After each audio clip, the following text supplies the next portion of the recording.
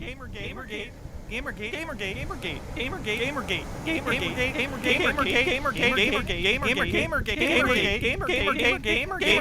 you just shut up?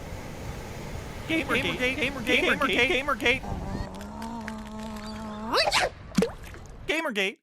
What's going on, everyone? Jeremy here from The Quartering, and just when I thought I've seen the end, or the most insane thing around this whole hullabaloo, we've got Joe Rogan absolutely driving everyone wild with a bit of a hot take, and then we get the likes of Kotaku literally finally printing the article. It's like the Simpsons meme, like, say the line, and then like they finally put out the article that we all knew they were going to do, vilifying her shows we learned nothing from gamer.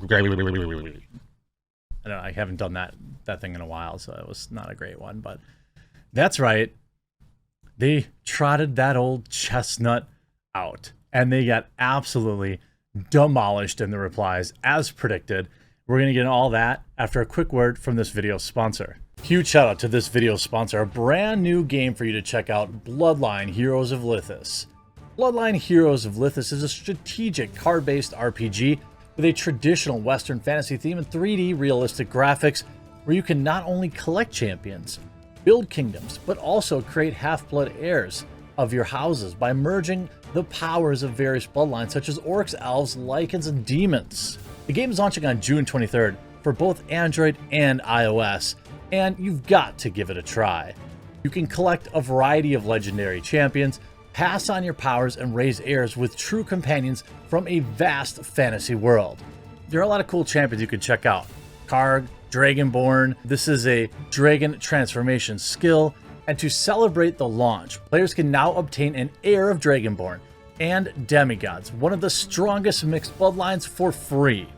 Use my code to obtain a random bloodline now with rewards worth $20, 1 champion token, 100,000 gold, and 100 diamonds. Use my link and choose your path in Bloodline Heroes of Lithis today. Use my promo code BLDHOL1. Meet your true companions and create legendary heirs in this epic, one-of-a-kind fantasy RPG.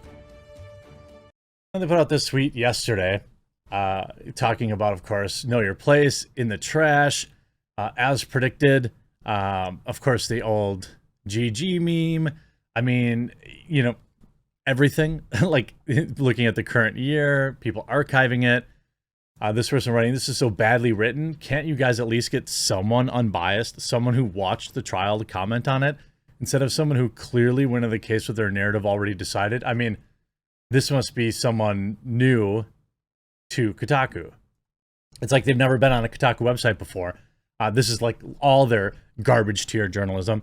I can't believe that they don't have more articles about it. And then you have like, I'm glad you didn't damage your rapport with Activision by leaking that you knew about all the bad things going on. Really own the GGers with that one. Pointing back to, of course, Jason Schreier admitting that he knew about all the bad behavior at Activision but never reported on it because he's a real reporter. Just everything gets absolutely ratioed into oblivion. The article's on a whole nother level. Vilifying her shows we've learned nothing from Gamergate.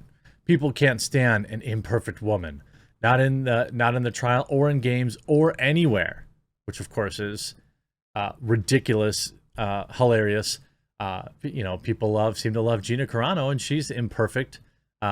People love, you know, all sorts of women who are imperfect, because women, just like men, are by definition imperfect. Like, I guess unless you, you know, especially if you're a religious person, I'll say, she's not perfect. Mariska says in Law and Order SVU. Recent headlines say the same about her. She said as much about herself. I let Law and Order play on TV while I do mindless things like scrubbing the floor, scribbling in my journal.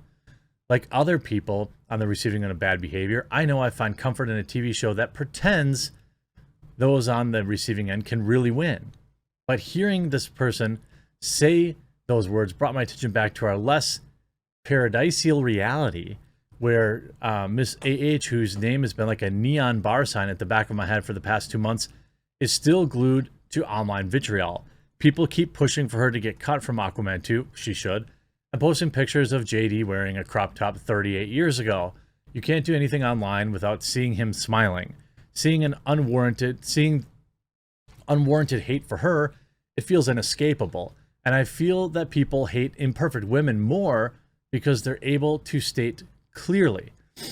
No, I mean, I think, as always, this is a pretty clear mischaracterization of the facts. People really dislike her because, I mean, this is probably mind-blowing, she lied. And now the people around her are, like, for example, going after YouTubers like that Umbrella guy. Right, Newsweek, writing hit pieces, her friends sharing those hit pieces, doxing people. These are people in her circle. Now, there's no evidence that she's like behind the scenes pulling the strings and telling people to do these things, but they are tied to her. And certainly these type of things are not being tied to JD. No one remembers what the trial was really about. Actually, everyone can. Hundreds of thousands, actually millions of people watched it play out live on YouTube, minute by minute. Millions of people can remember exactly what it was about. But you can't escape a single detail, not on popular Twitch streams orchestrated by cackling gaming personalities, or TikTok where JD worshippers turned her testimony into millions of likes, or Instagram or YouTube, it's everywhere. But the contrary to what our information overload would have you believe, the trial wasn't about two people on who Twitter find more personable, or who has been in more nostalgic childhood films, or who looked hotter in the 90s. It was a defamation trial about 3 vague sentences in an op-ed where she references her personal opinions.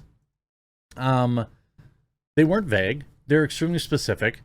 Everyone knew who they were about. The jury agreed that they were clearly about and knowingly about JD. And, that's insane. So, of course, this entire article just reads like your standard stink piece that's like, oh, it's, men bad. There's nothing in this article, like, they have one paragraph about Gigi. It just can't be about the movies.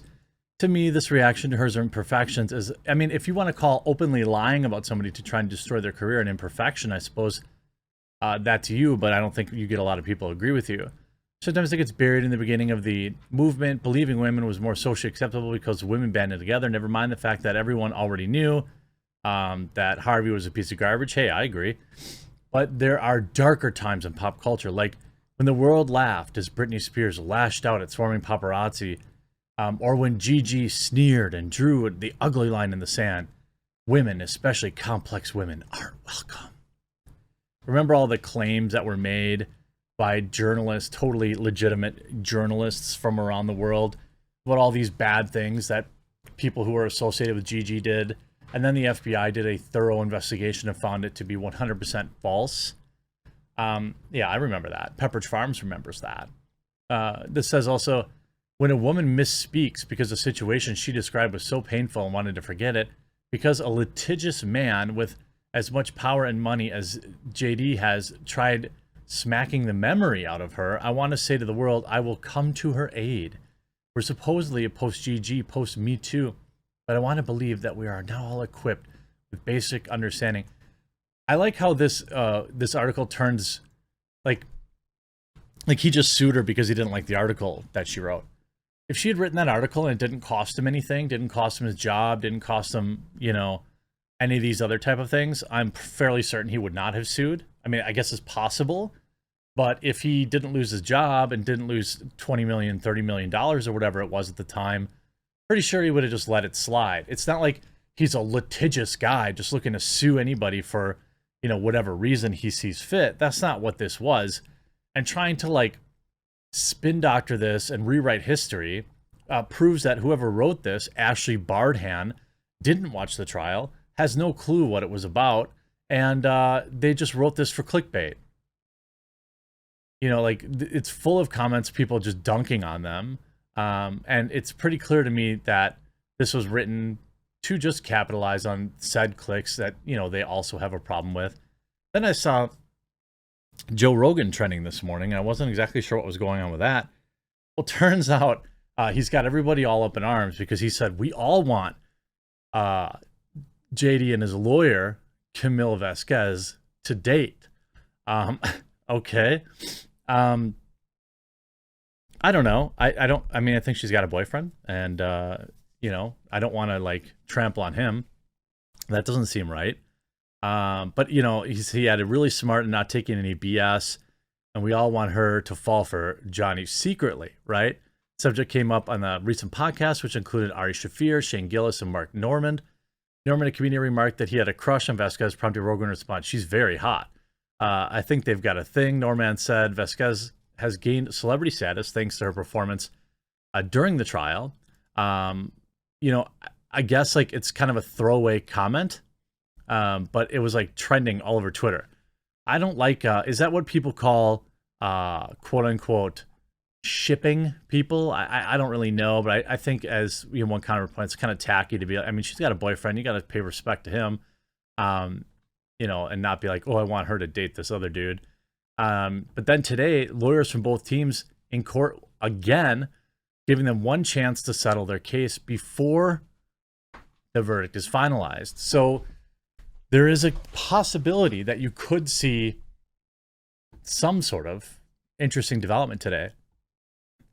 Now on June 1st, obviously the verdict came out, but Judge Penny Escardi said overseeing the trial did not enter the verdict into the docket.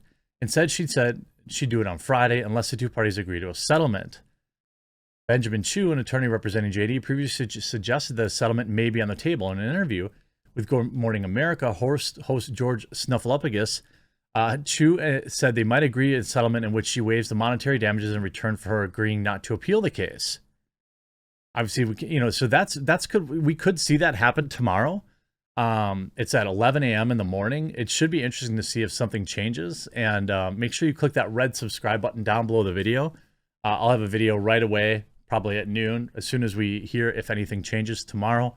And I really have appreciated everyone tuning in, and I'm hoping you're enjoying my many other videos that I upload every day. Hope you enjoyed this one, though. We'll talk to you again real soon.